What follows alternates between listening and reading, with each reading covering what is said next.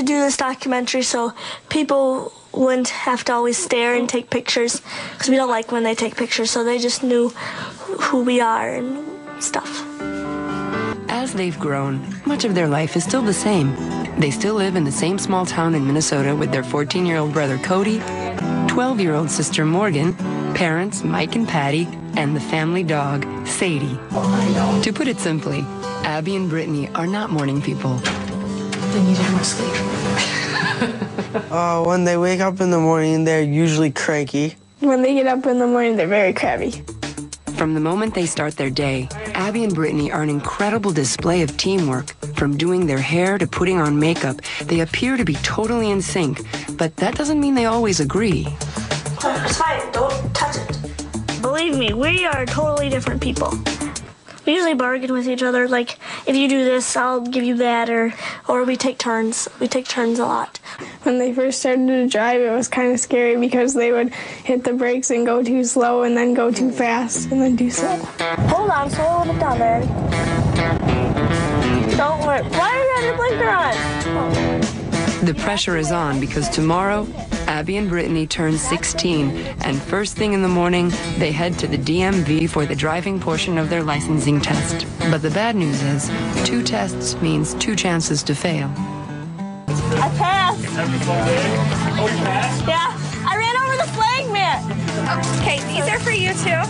From me. After many gifts and congratulations from their friends, the question now is, what is planned for tonight? Today is Ab and Britt's 16th birthday. Cody, you want to light the candles? We are going to have their favorite angel food cake baked by their grandmother. If we get the candles lit. Go. You have to make a wish. Cody, stop!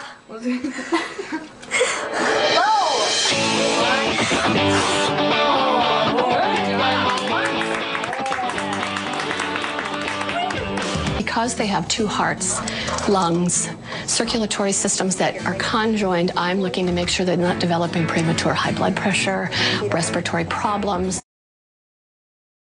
Perfect. There you go. Hey, how are you? Good, how are you? I'm okay. That's good. Oh, good. Haven't seen you in a while. No, just like 5 minutes ago, actually. Well, maybe. I watched you drive in. How was your drive? Good. Was it? The process of their ability to come together is fascinating for me as a primary care doctor, because above the waist, they seem to function independently, and yet they can clap, even though one controls one arm and the other controls the other.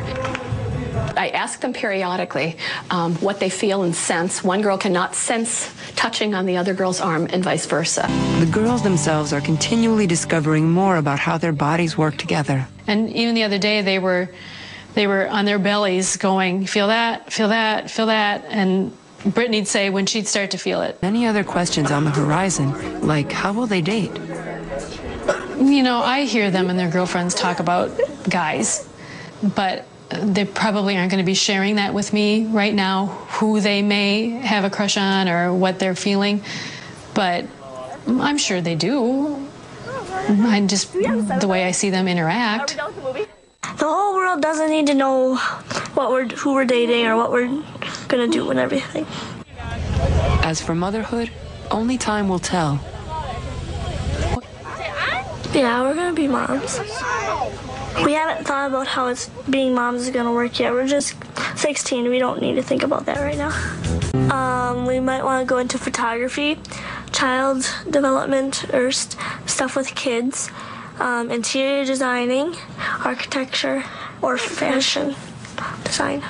You know, are they going to be hired as 1 or as 2? Are they going to be able to share salaries, or do they, you know, all of those things I think yet are to be determined.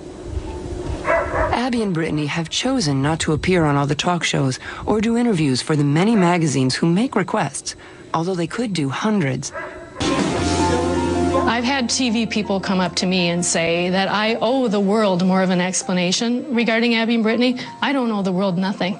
And Abby and Brittany don't owe the world anything either. The best thing about being conjoined twins is there's always someone there to talk to. And you're never alone.